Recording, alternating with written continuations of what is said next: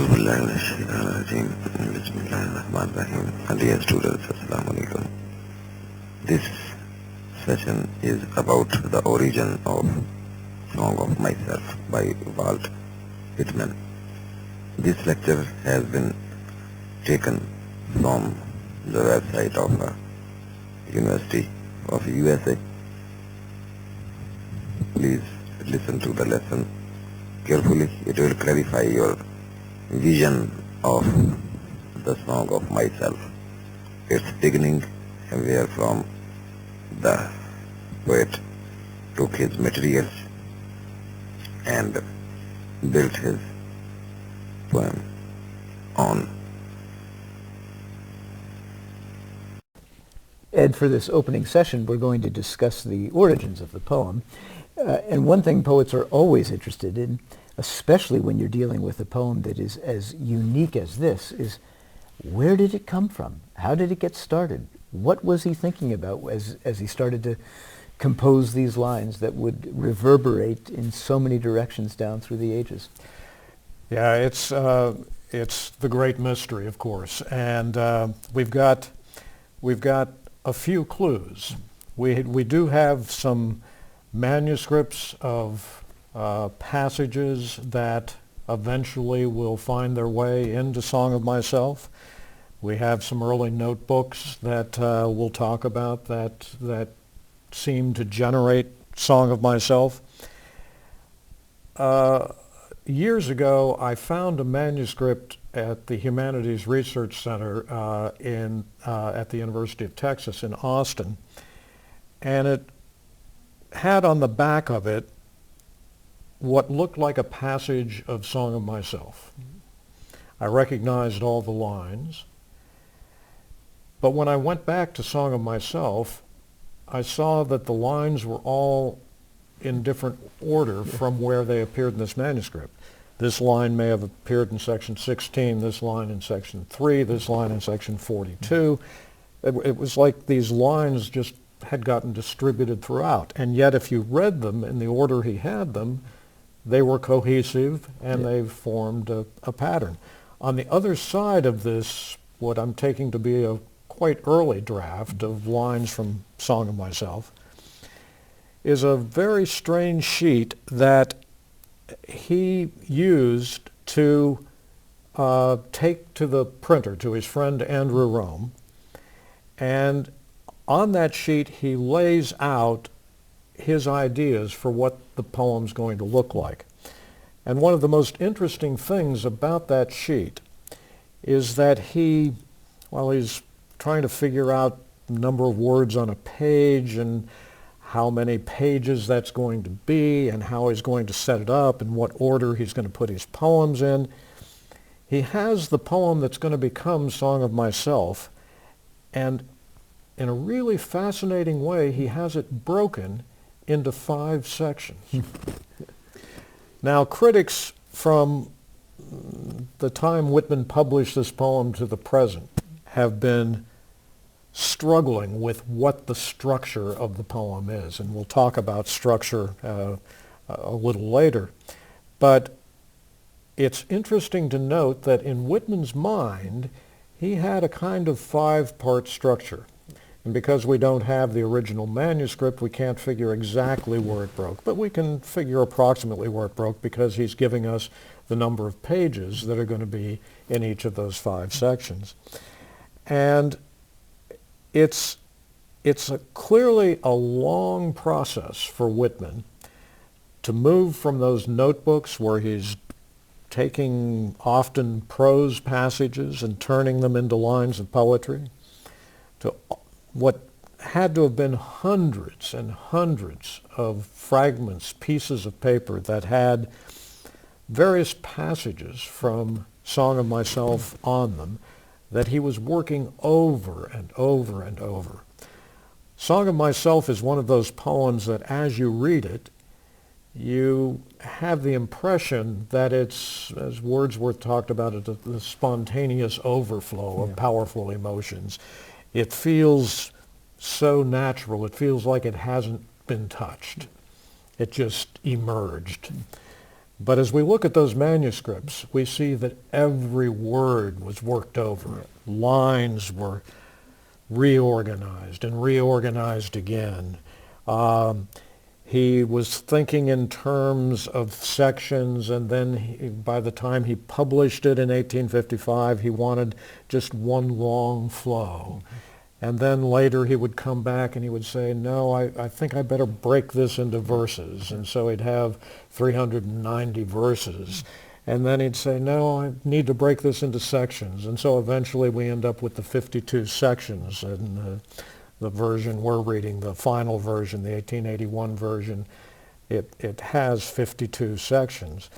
And one of the things that we're hoping all of the people taking this course will do is to go on the Whitman archive and to look at Song of Myself in all of the 6 editions, just to see how different the poem looks and how different it feels as the changes are made, as the sectionings are done and undone. Some people prefer the 1855 because it feels so... One big surge. One big surge, exactly. And others prefer the final version because it seems to be suggesting some structure. Mm-hmm. One of the things to think about all the way through here is, where does structure enter into Song of Myself? Mm-hmm. Did it enter in at the beginning? Did he have a 5-part structure to begin with that then he erased basically for the first version? And is the structure visual? Is it musical? Is it architectural? It seems to change from edition to edition, doesn't it? Yep. Thematic, philosophical. I mean, there are so many ways we can approach this poem. And part of the excitement of reading a poem as complex and ever-changing as Song of Myself is to continue to question every approach, every angle that people have had on this poem for 150 years, to try to say, all right, for me, how do I structure it? How do I interact with it? And finally, for me, as a reader, which version of the poem is the best, is the most meaningful? It's a little bit like Thomas Jefferson excising the passages he wanted from the Bible so that he had his own Bible. You could say that Whitman invites us to create of Song of Myself our own Song of Myself. Yes, yes. And of course, the Bible is one of the origins. Yeah. As we talked about this past summer when we talked about that origin and others. So Ed, Song of Myself seems to come out of nowhere. It brings with it a brand new music in American poetry, and readers and writers often think, how did this poem come into being? Yeah, and that's something that will remain a mystery, I'm sure. When we think of the origins of Song of Myself, I think of the fact that Whitman, born in 1819, really is of the first generation of people who were raised as Americans, as citizens of the United States. Conscious of that fact. Conscious of that fact, and born as citizens of the United States. Mm-hmm. I mean, the generations before Whitman were there for the Revolution. Whitman is part of that post-Revolution generation. And it's the generation that becomes very concerned about what American literature is going to be. What's going to be distinct, different, exciting about American literature as opposed to British literature. So a literature written in English, and yet one that's beginning already to notice, to celebrate its difference from British English, its growing difference from British English, and a desire on the part of many, many writers in that generation to come up with the epic poem that's going to define American life, American culture, American values. There were lots of attempts at it. Joel Barlow wrote a poem called The Columbiad. And it was an epic poem about the discovery of the New World and the discovery of America. And it begins, I sing the mariner who first unfurled an eastern banner over the western world. All of those epic poems that would begin with the muse singing or with the poet singing, but it would always be of the great themes, the heroic themes. The Aeneid of arms and the man I sing, Paradise Lost of man's first disobedience, sing heavenly muse. Whitman decides to try writing an epic that is an epic of the democratic self. What am I going to sing? Not of the legends or the heroes or the founders. I'm going to sing of every founder of America, which is the individual self. I sing myself. I celebrate myself. It occurs to me that that impulse actually has in no way died. We've, for 50, 60 years, had the cry for the great American novel. It seems, some fundamental part of who we are as a people to create in literature what Emerson called that original relationship with the universe. That's right. And Whitman, interestingly enough, was unsure. You've mentioned the great American novel, and that debate was going on.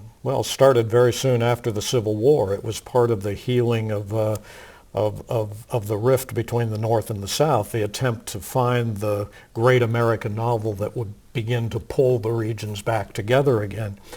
When Whitman began thinking about what this massive, vast work was going to be that he was going to try to create, this epic of the democratic self, he wasn't sure what form it would take. In his notes, he talks about it maybe being a spiritual novel, or maybe even being a drama. Or for a while he thought maybe the way to really capture the American epic would be to go out on the circuit, the lecture circuit, and give powerful oratory. That maybe in America it was going to have to be the artist, the poet, speaking directly to the people. These are all things that he tries to get into the poem. How can I write a poem that feels as if it's living speech that is delivered directly to the listener? And we know through the whole gestation period, however many years it may have been, he was taking notes on the way that people talked, on the things that he observed in the street, taking clippings out of different books and magazines that he read. So he's observing, he's absorbing, he's trying to digest. And then there comes a moment where he's able to turn those notes, turn all those notebooks into this line that we recognize as his signature. Yeah, it's really remarkable to follow that development. He was an inveterate keeper of notebooks. He as a reporter, he had the reporter's notebook, but he carried a little notebook with him everywhere he went, and he was continually writing. He was writing in transit, one of the first writers to really be writing while on the move. He'd be on the omnibuses on Broadway, and you can see in his notebooks the jarring of the tram itself as Whitman is keeping notes and writing what will very often eventually get into Song of Myself. All of those notes, most of them in prose, he was just capturing thoughts, capturing ideas, capturing impressions of what it meant as he looked around him to be part of an emerging democratic ethos, an entirely new way of thinking, an entirely new way of interacting with everyone around him, an urban landscape that in his mind was developing as a kind of non-hierarchical society. And in that one of his very early notebooks, maybe the notebook in which we can most clearly see the emergence of Leaves of Grass, he's writing all kinds of things, like he'll write, "Do not descend among professors and capitalists," he says. And then he'll turn the page and you can see a blank page, and then he turns the page again and there's one magical moment. I've got a copy of it here where he writes, "I am the poet of slaves and of the masters of slaves. I am the poet of the body, and I am," and then he stops. It breaks off. And then he draws a line through it, cancels it out. And then he starts again. "I am the poet of the body, and I am the poet of the soul. I go with the slaves of the earth equally with the masters, and I will stand between the masters and the slaves, entering into both, so that both shall understand me alike." And it's in that notebook entry where he begins to break into what would become his characteristic line, that free-form line. And it's something that just emerges out of the prose, but it seems to have emerged very naturally out of the prose. And he's not even sure, you can tell in those opening lines, whether what he's just written is a poetic line or just some more prose. But he's beginning to take on an eye now that is going to generate an entire poem. And everything great about Whitman, I think, is in those lines. The two lines that get into Song of Myself, "I'm the poet of the body and I am the poet of the soul," but we see it emerging out of a very distinctive issue, slavery, the burning issue of the period in which he wrote these notes in the early 1850s. Fugitive Slave Act is now in operation, and Whitman places himself at the most volatile position in the American culture, between the master and the slave, the ultimate hierarchy, the ultimate irony and contradiction of democracy, that an American democracy was forming with slavery at its heart. This would have to change, and Whitman would now be an eye that would be large enough and vast enough to speak not only for the slaves, but to speak for the masters of the slaves. Could there be an eye large enough to begin to break down that dichotomy? And you can feel that eureka moment when he wrote "and I am." Of course he would cancel it because it's such a big moment, such an incredible insight that he has stumbled across. He'd have to start over. But having started over, he now knows how to go back to all the notes he's been taking and will continue to take and figure them in a line that will sing for the ages. Yes, and once he got that line, once he found that line, that for him would be the organizing unit of all of his poetry from then on. It was a portable And it moved line. quickly too, right? At that point he started writing much more quickly. He did start writing much more quickly because he could go back and mine those notebooks, all of that prose in the notebooks he'd been writing for several years, where all of the ideas were there. He was now going back and mining that prose, simply extracting from that prose the ideas and putting them into this portable line, this unit of the line. And then many of his manuscripts literally are cut and pasted. He would take a passage he had written and then he would cut into lines and rearrange the lines. So some of the earliest manuscripts of Song of Myself are passages that never end up existing in the poem itself because they are lines that get into the poem, but lines that might appear in section 1, and then a line that might appear in section 16, and then a line that might appear in section 4, and they have been cut up and repositioned, and he's continually moving those around. Matt Miller, in his wonderful book called Collage of Myself, talks about Whitman as a proto-collagist, sort of the inventor of this idea of continually shifting and moving things around. And his whole life would be moving his poems around. For years and years, that process never stops till we have the deathbed edition of the poem. Yep. They were right up to the deathbed edition. He's continuing to, at that point, add poems up until the 1881 edition, moving poems around, taking lines out, retitling, reclustering, just continually moving and moving, cutting and pasting. Yeah. Thank you very much, dear students, for participating in today's session. See you soon, inshallah, in our next session. Till then, it is Allah Hafiz and goodbye. Thank you very much again.